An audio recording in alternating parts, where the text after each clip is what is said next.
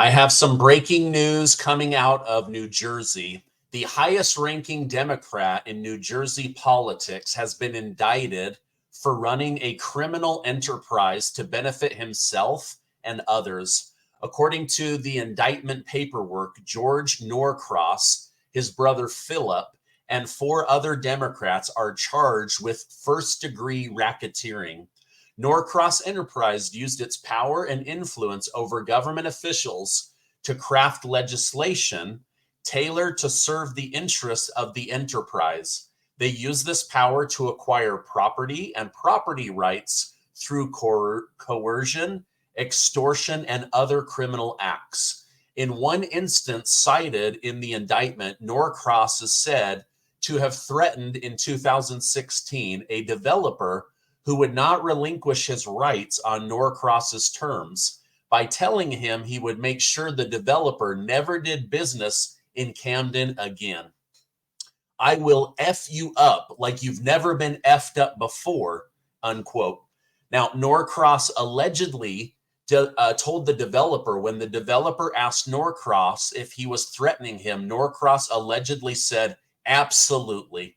Now, isn't that wild? Another Democrat busted for being an awful human being and using their position of influence to make money and humiliate other people and intimidate them. By the way, thank you guys so much for liking and sharing these videos. It really helps me out as a small news station. By the way, as a little side note, today's my birthday. So I'm happy to be sharing this information with you today. Now, this is scary. A massive banking company in Japan named Norinchukin has just opted to sell $63 billion worth of US and European bonds because they aren't yielding much profit. When a person or company buys a bond, they are essentially loaning the US government money in exchange for their returned money and a promised interest rate return. Now, this huge sell-off showcases distrust in Western economies. Investors are essentially willing to bet on other investments over the performance of government-backed bonds, which isn't a great sign. If other large investors follow this bank's lead, the US government could face massive funding issues, which could fall back on the American people.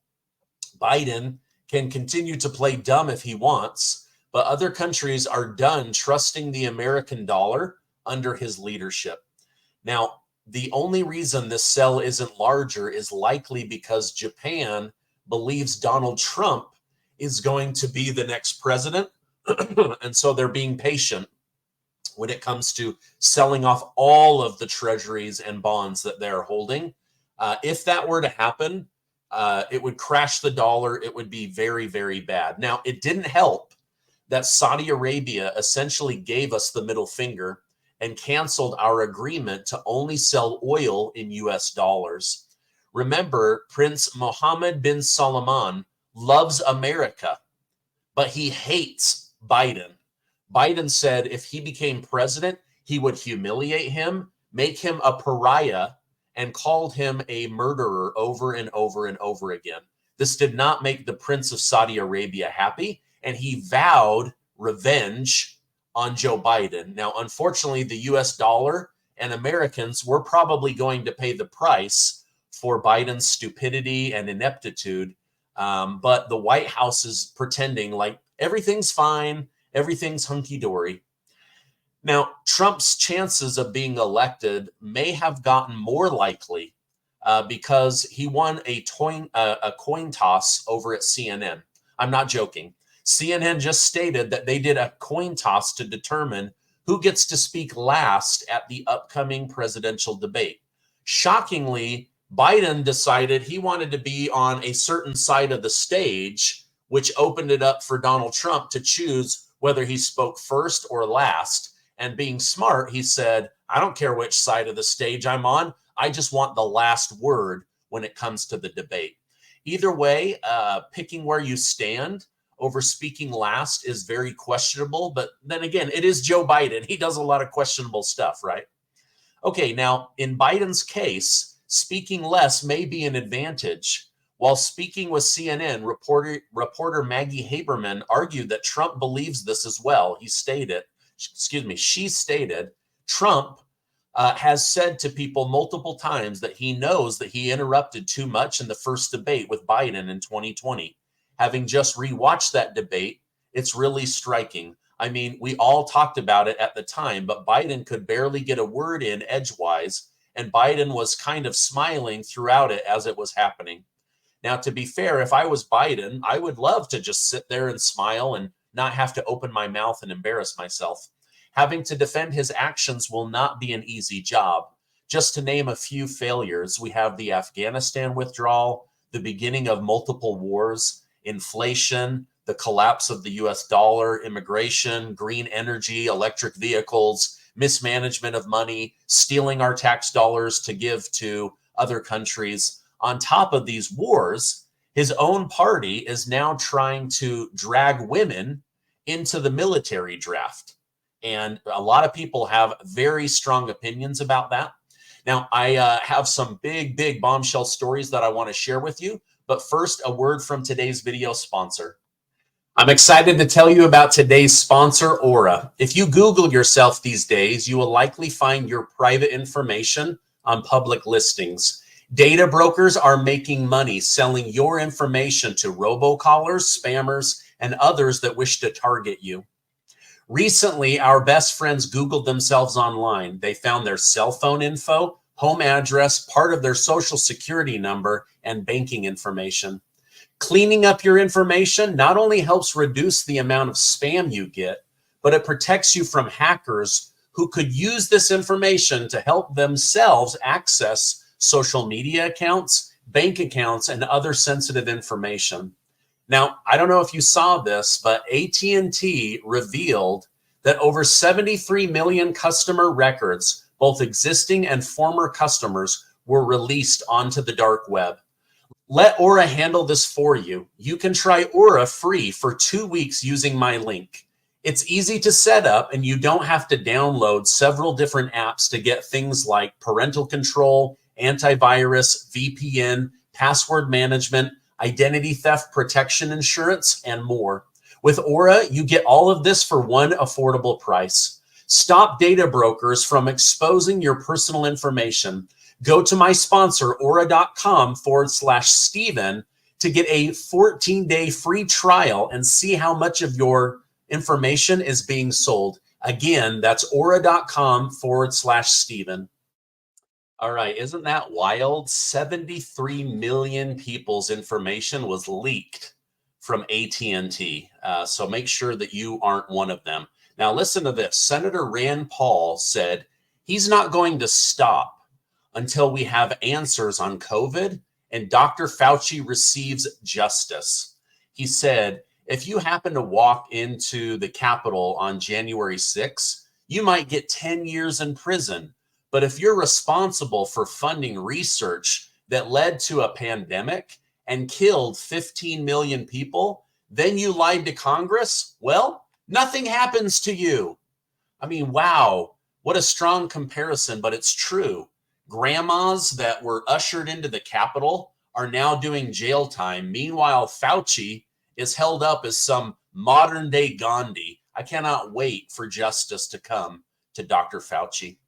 All right, now, I'm not joking about this. The United States Senate Committee on Armed Services, which is run by Democrats, is now trying to pass legislation that would force women to register for military service. Now, I just want to point out that there were memes back in 2016 claiming Hillary Clinton would draft our daughters. Unfortunately, this has now come true. We now have a committee of Democrats saying the military's in shambles. We need another war. We need all of that money. We need blood. I have an idea. Let's send women to the front line. Now, in response, Republican Senator Roger Wicker stated, I'm opposed to that. I hope it will fall out, either on the floor or in conference. I don't think this is the time to get into a debate on the floor of either the House about it. We're not anywhere near implementing a draft. And to me, it's a distraction when we need to be talking about real issues that are immediate. Now, let me know, do you believe women should be forced into military service, especially for wars that the majority of Americans oppose? Maybe it sounds sexist, but I don't think that we should be forcing women into military service and the front lines. Like, I believe that women are just as capable of handling a gun, defending themselves, being badass military fighters. But really, like, you haven't even started drafting men and you're already threatening to put women on the front line of wars we don't want. It's very disappointing. Now, while Democrats have labeled themselves the party of women's rights, Biden isn't impressing them very much these days. According to a recent New York Times poll, Biden is trailing Trump with women by 8 points. For comparison, Biden led Trump by 13 back in 2020. So up 13, down those 13, back up 8 for Donald Trump. This is a trend we're seeing across the board. It's not looking good for Biden in 2024. Maybe this has to do with letting men play women's sports. Maybe this has to do with threatening women to go to war on the front lines. Maybe this has to do with the fact that women feel safer under Donald Trump. So something is happening, right? Now, White House spokesman John Kirby has responded to Israeli Prime Minister Benjamin Netanyahu's surprise video where Netanyahu claimed that Biden is withholding promised weapons and ammunition. He stated, "We didn't know that video was coming. It was perplexing to say the least. No other country has done more or will continue to do more than the United States to help Israel defend herself. Those comments were deeply disappointing and vexing to us. I wonder, was it vexing because it's true? I mean, I didn't hear denial in his words. If anything, Biden has been claiming that he will withhold specific types of aid. Now, to give some context, just as Prince Mohammed bin Salman of Saudi Arabia hates Joe Biden hates Benjamin Netanyahu. They've had bad blood for years between them. And even though Jews have given Biden lots of money as campaign donations to be president, Biden has not been super supportive of Israel and especially unsupportive of Benjamin Netanyahu. Now, Israel is treated like a stepchild by Biden. The White House announced that it will be sending Patriot defense missile systems to Ukraine that were contracted and purchased to go to other countries. Kirby stated the United States has made a difficult decision to reprioritize near-term planned deliveries of foreign military sales to other countries, of particularly the Patriot and NASAMS missiles to go to Ukraine instead.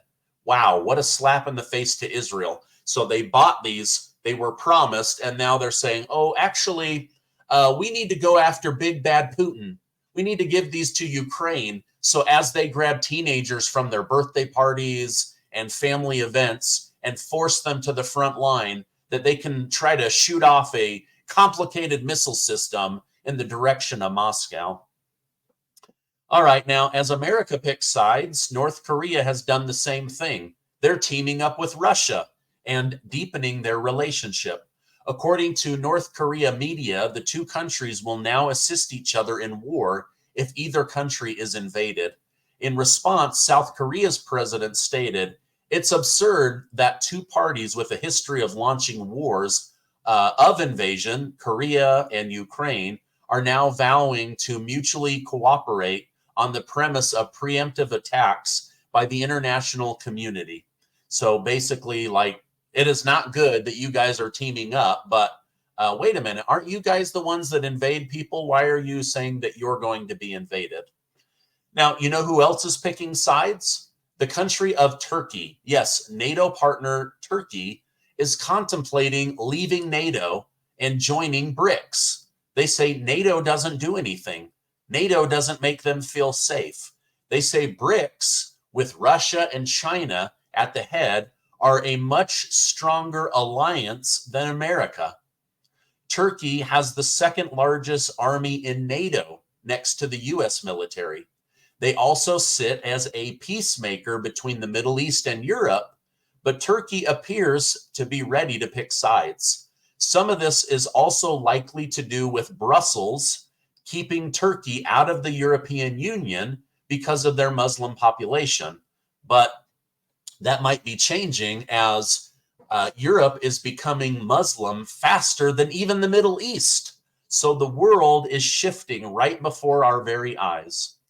Okay, now some breaking news. The J6 committee was likely established in violation of the law, rendering all depositions and subpoenas issued by the committee an overreach of authority, making the arrest of Steve Bannon and Peter Navarro to be deemed unconstitutional and a constituent breach of the law, according to former Assistant Attorney General Jeffrey Clark.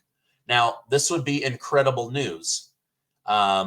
In some not so incredible news, however, I want to go over something that Peter St. Onge, a U.S. economist, is warning about. But actually, really quickly, I want to hear from you guys. What are your thoughts on this? Like, I think that this is great news that the J6 committee is basically going to be invalidated. They've proven that they broke the law. We now know that they deleted information, they manipulated photos, all of that. But will anything actually happen? Like, Republicans, you guys have been complaining about this for 2 years. Why did it take you 2 years to do something? You guys should have formed a quorum and come in and use the law to point out how stupid this was, how it was a waste of $20 million of taxpayer money. But this is very common among Republicans. They show up too little, too late. Either way, I hope my new friend Peter Navarro, who's been on the show, gets out of jail immediately, and Steve Bannon, a warrior for conservatives, does not get placed in jail.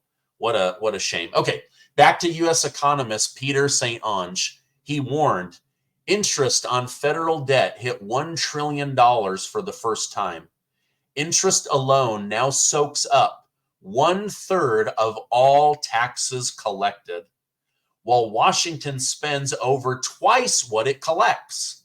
This is unprecedented, especially in peacetime. And they know it's only a matter of time until something breaks. Like, yikes. 1/3 of every dollar they steal from us now goes to pay interest on debt none of us authorized them to take out, that none of us wanted. I didn't want the wars. I didn't want the stupid research projects you guys did. I didn't want the lockdowns. I didn't want the forced vaccine mandates. Like, almost everything the government has done to put us into debt, the majority of Americans are against. And now look at us. We're literally falling apart because of the ineptitude of people in Washington, D.C. that can't stop themselves from spending other people's money. No wonder Saudi Arabia and Japan are like, dang, I got to get away from that dollar bill, right? Like, they don't want anything to do with the dollar. So anyway, I don't know that the dollar is going to crash immediately, but I'm taking precautions to buy assets that are outside of the dollar. And you should definitely be researching that as well. Pretty scary stuff. Our government has literally buried us in debt. Like, they need to make a U-turn immediately and correct course. But will they? Absolutely not. Nope, they are not going to do it. What they should do is force the interest rates down, stop some of the stupid spending, and start actually paying down the national debt. But what do I know? I'm just a guy on the internet, right? All right. Hey, thank you so much for being with me today. I hope today is an amazing day. I love you guys. I appreciate everything that you do for me in supporting this channel. Give this video a like, hit the subscribe button, share with family and friends, and I will see you on the next video.